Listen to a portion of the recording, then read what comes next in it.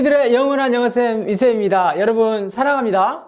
여러분, 우리가 지난 시간부터 관계대명사에 대해서 배우고 있습니다. 관계대명사는 뭘 수식한다고 그랬죠? 명사를 수식한다고 그랬죠? 영어에서 명사를 수식하는 게 뭐가 있냐면, 첫째, 형용사가 명사를 수식하고요. 둘째, 분사가 명사를 수식합니다.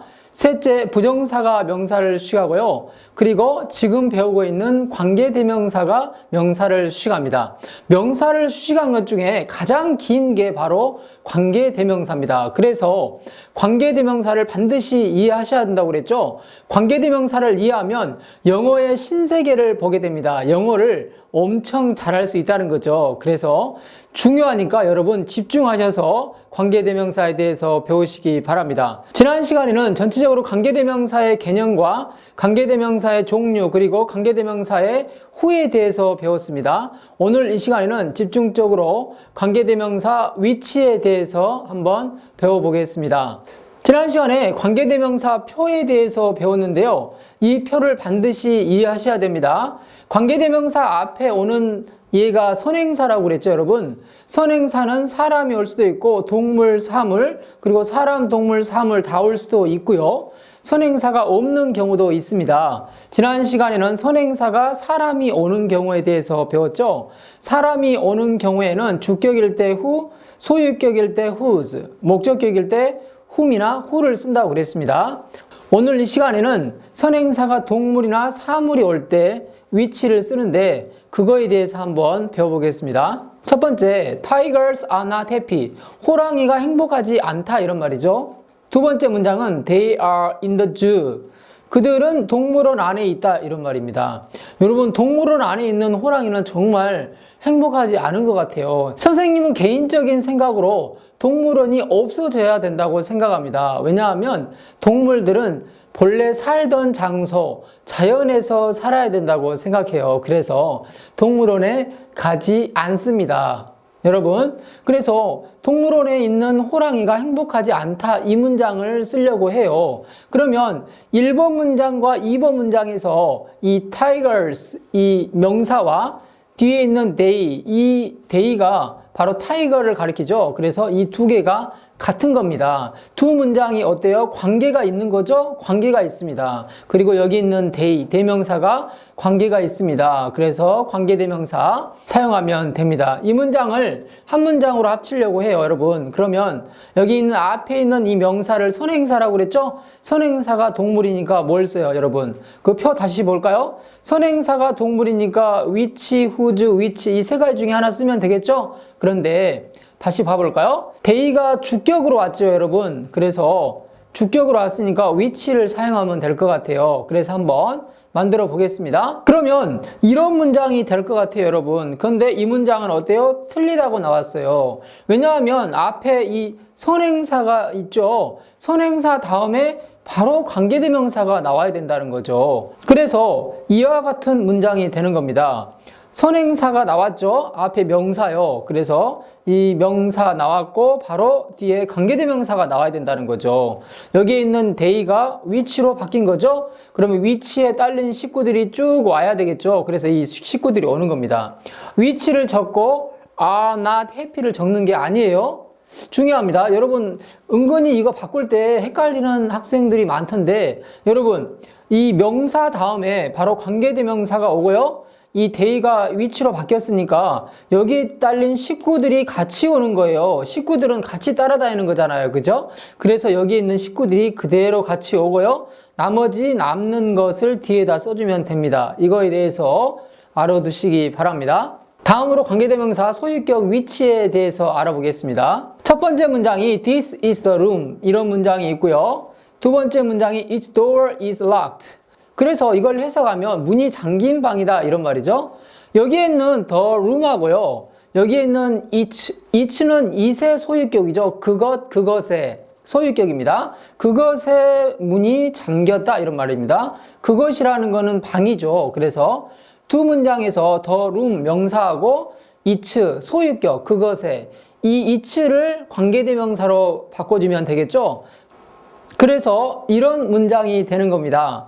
the room이 선행사고요. 그 다음에 바로 관계대명사를 적어야 되겠죠. it가 사람이 아니기 때문에 which를 사용해야 됩니다. 근데 it가 소유격이니까 whose를 쓴 겁니다. 그래서 whose를 쓰고요. 바로 뒤에 door is locked 이렇게 쓰면 됩니다. 그래서 여기에 있는 whose가 앞에 있는 명사를 수식해 주는 거죠. 관계대명사는 여러분 뭐예요? 후치수식. 후치수식이라는 게 뭐예요? 명사 뒤에서 수식하는 거라고 그랬죠. 분사도 그러고 부정사도 수식할 수 있는데, 그런데 여기에 있는 관계대명사는 굉장히 길어진 형태로 명사를 수식한다는 거죠. 그래서 관계대명사가 문장에서 찾기가 어렵습니다, 여러분. 그래서 이런 간단한 문장을 이해하시면 긴 문장도 금방 이해할 수 있습니다, 여러분. 단어만 이해하시면 이 문장도 금방 이해할 수 있으니까 여러분 기본 개념에 대해서 충실하셔야 됩니다. 여러분 관계대명사 whose 이렇게 소유격으로 쓸 수도 있지만 뭐로도 쓸 수 있냐면 of which를 사용할 수도 있습니다. whose 대신 of which를 사용하는 거죠. 그러면 뒤에 명사 앞에다가 관사 더를 넣어야 되겠죠. 왜냐하면 of which라는 거는 소유격이잖아요. 그죠? 소유격이니까 근본 앞에 있는 명사를 수식하기 때문에 관사, 정관사 더를 사용해야 된답니다. 그 책상의 다리 그럴 때 the leg of the desk 이렇게 쓰잖아요. 그리고 그 집의 창문 그럴 때 the window of the house 이런 식으로. 그래서 이 of의 수식을 받기 때문에 정관사 더를 사용하는 겁니다. 여기에 있는 of which를 뒤쪽으로 보내줘도 상관없습니다. 그래서 이런 문장이 되는 거죠. the door 쓰고 of which를 이렇게 사용해도 됩니다. 그런데 여러분 한 가지 조심해야 될 게 뭐냐면 관계대명사 which 앞에 of가 오는 게 모두 소유격은 아니라는 거죠. 이런 문장이 있다고 한번 봐봐요, 여러분. This is the project of which I complain. 그러면 이 of which가 소유격 whose로 바꿀 수 있습니까? 여기에서는 안 됩니다. 그 이유를 여러분 발견하셨나요? 그러면 여기가 소유격이면 뒤에 명사가 와야 되는데 명사가 없잖아요. I가 대명사죠, 그죠? 그러면 whose I 이런 말은 영어에 없어요, 그죠? 그러면 여기에 있는 of는 뭐냐면 이 complain이란 자동사 다음에 연결된 전치사인 거죠. 그래서 I complain of the project 이 말입니다. 대명사로 쓰면 I complain of it 이렇게 된 거죠. 그런데 그 it이 여기에 있는 which로 바뀐 형태고요. 여기 뒤에 있는 of가 관계대명사 앞으로 간 형태입니다. 이거에 대해서 여러분 다시 한번 정확하게 배우게 될 겁니다. 먼저 이걸 본 이유는 모든 관계대명사 앞에 of가 소유격이 아니라는 걸 여러분에게 증명하기 위해서 본 겁니다. 이런 문장을 다시 봐볼까요, 여러분? This is the project of which result is bad. 이때 이 of which는 소유격 whose로 바꿀 수가 있죠. 왜냐하면 두 문장으로 나누면 This is the project 이 문장하고요.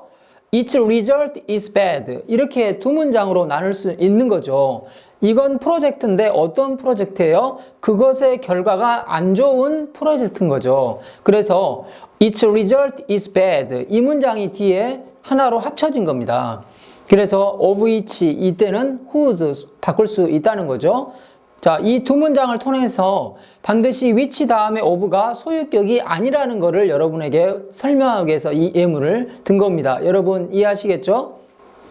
여러분 한 가지 더 이해하셔야 될 게 뭐냐면 여러분 여기에 whose door is locked가 명사 뒤에 왔죠? 그러면 이거는 그것의 문이 잠긴 방이다 이런 말인데 이렇게 쓰는 거는 약간 좀 어색한 것 같아요. 그래서 이거는 문어체 Written English에서 주로 사용합니다. 여러분 뭐 글을 읽고 그러면 이렇게 사용된 문장이 있을 수도 있죠. 하지만 문어체 Spoken English에서 보통 현대 영어에서는 보통 이렇게 사용하지는 않습니다. 대신 이 문장을 이렇게 표현할 수도 있습니다. This is the room with the locked door. 잠긴 문이 있는 방이라는 거죠. 이런 형태로 전치사 with를 쓰고요. 이런 형태로 사용할 수도 있고요. 또 한 가지요. 이런 형태도 또 사용할 수 있겠죠. 의미상으로. The door of the room is locked. 그 방의 문이 잠겼다. 이렇게 간단한데 이렇게 어렵게 사용할 필요가 없다는 거죠. 여러분 이해하시겠죠? 그래서 이런 형태로도 표현할 수 있다는 거, 소유격 관계대명사를 이렇게 표현할 수도 있다는 거에 대해서도 여러분 알아두시기 바랍니다. 다음으로 관계대명사 목적격 which에 대해서 알아보겠습니다. The book is mine. 그 책은 내 거다 이런 말이죠. 어떤 책입니까? I bought it. 나는 그거를 샀다. 내가 샀던 그 책이 내 거다 이런 말입니다. 그러면 여기 있는 the book이 선행사가 돼야 되겠죠. 이 시 책을 받고 있으니까 관계대명사 which를 사용하면 되겠죠. 그런데 격은 주격, 소유격, 목적격 중에 나는 그것을 샀다. 그것을 목적어죠. 그래서 목적격을 사용하면 됩니다. 목적격도 역시나 which였죠. 그래서 이런 문장이 되는 겁니다. 그래서 내가 샀던 그 책이 내 거다 이런 말이죠. 내가 샀으니까 당연히 내 거죠. 물론 줄 수도 있지만 남에게. 그래서 여기 있는 뒤에 관계대명사가 앞에 있는 명사를 수식하고 있습니다. who치 수식입니다. 네, 그러면 지금까지 배운 관계대명사를 이용해서 영어로 한번 옮겨보겠습니다. 어제 내가 만났던 걔 이름 뭐야? 이런 말입니다. 걔니까 여기 도구가 아닙니다. 그 남자를 가리키는 거죠. 어제 만났던 그 이름 뭐야? 이렇게 관심이 있어 물어보는 것 같아요. 그러면 여러분 어떻게 사용해야 될까요? 먼저는 그 남자의 이름이 뭐야? 이렇게 얘기를 해야 되겠죠. 그리고 또 뭘 써야 되겠죠? 내가 어제 만났던 이렇게 쓰면 되겠죠? 그러면 이런 문장이 될 것 같아요. What is the name of the boy? 그 남자 이름이 뭐야? 이런 말이죠. 어떤 남자죠? 내가 어제 만났던 남자. 관계대명사는 항상 뒤에서 시작한다고 그랬죠? 어제 내가 샀던 책 이름이 뭐야? 한번 해볼까요? 시작! What is the name of the book? 어떤 책이죠? Which 네가 샀던 you bought. 언제? 어제 yesterday. 이렇게 사용하면 되겠죠? 이렇게 사용하면 됩니다. 관계대명사는 뒤에서 앞의 문장을 수식하는 거죠. 내가 어제 만났던 사람, 어제 샀던 책, 내가 먹었던 음식 이런 식으로 영작이 가능합니다. 다음은 2020년 수능 20번 문제에 나왔던 지문입니다. 여러분 관계대명사가 여기에도 들어가 있다는 거죠. 이 문장에서 관계대명사가 있어야 되는데 선생님이 관계대명사를 빼놨어요. 이게 한 문장입니다, 여러분. 근데 여기에서 관계대명사를 여러분 어디에 생각됐는지 찾을 수 있겠습니까? 한번 봐보세요. This is particularly true for people have been valued for performance standards set by parents or the educational system or measured by other cultural norms are internalized and no longer questioned. 이런 문장이 있는데 여러분 관계대명사가 빠져 있어요. 선생님이 한번 빼봤어요. 찾을 수 있겠습니까, 여러분? 한번 봐보세요, 여러분. 찾을 수 있겠어요? 어렵죠, 일단은. 단어가 좀 어려운 것들이 있죠, 여러분. 그리고 수식하는 게 많고요. 그래서 어려운 겁니다. 한번 선생님하고 같이 분석해 볼까요? 네, 이런 문장이 됐어요, 여러분. 자, 다시 한번 봐볼래요? 여기 people 다음에 who가 있어야 되겠죠. 왜요? 동사가 있잖아요. 근데 people have been 이렇게 되지는 않아요. 왜냐하면 for가 전치사가 있잖아요. 그 다음에 뒤에 명사 이거 연결된 거죠. 근데 여기에 또 이 people have been이 될 수가 없는 거죠. 왜냐하면 여기 동사가 있기 때문에요. 그래서 여기에 관계대명사가 와야 되고요. 자, 이 문장을 분석 한번 해보면요. is true for가 뭐뭐에 해당되다 이런 말이죠. particularly는 특히 이런 말입니까? 사람들에게 특히 해당된다 이런 말입니다. 어떤 사람들이냐면 이런 사람들이죠. 성과 기준에 대해서 평가받아왔던 현재 완료 수동에 대해서 배웠죠. have been, pp. 여기에 있는 set은 과거 분사입니다. 그리고 or 등위 접속사 나왔죠. 그리고 measured 또 여기 과거 분사입니다. 이 set과 measured는 앞에 있는 standard 기준을 수식하고 있는 거죠. 여기 있는 set과 measured 앞에는 주격 관계대명사 비동사가 생략됐습니다. 관계대명사 생략에서 다시 한번 배우게 될 거예요. 그래서 여기에 있는 set과 measured를 유심히 보셔야 됩니다. 둘 다 스탠다드를 수식한 겁니다. 그래서 set부터 system까지 가로를 묶고 수식하고요. 등위접사 나왔고요. 또 measured부터 question까지 가로를 묶고 또 여기에서 이 스탠다드를 수식하게 해석하면 문장 해석이 끝납니다. 부모님들이나 또는 교육적인 시스템에 의해서 설정된 기준 또는 측정된 기준이죠. 뭐에 의해서? 다른 문화적 규범에 의해서 측정된 기준입니다. 이 규범이라는 것은 뭐냐면 또 관계대명사 대신 나왔습니다. internalized, 내면화된 규범이죠. 또 뒤에서 이 규범을 수식하죠. 그래서 internalized, 비동사 pp가 나왔고요. and 접수가 나왔죠. no longer, 더 이상 못마지 않다. questioned, 여기 questioned 앞에도 여기 있는 비동사가 역시 생략됐습니다. 더 이상 의문시 되지 않는 다른 문화적인 규범에 의해서 측정되는 기준이라는 뜻입니다. 여러분, 그래서 이 예문을 든 이유는 이 한 문장에 4개의 관계대명사가 들어가 있다는 겁니다. 그만큼 관계대명사는 영어를 잘할 수 있는데 반드시 필요하다는 것을 보여주기 위해서 여기에 있는 관계대명사 예문을 들어봤습니다. 여러분 계속 관계대명사 집중하셔서 기본 개념을 탄탄하게 이해하시면 여러분 영어를 잘할 수 있습니다. 오늘도 수고하셨고요. 다음 시간에 뵙겠습니다. See you next class. 여러분 강의 잘 들으셨나요?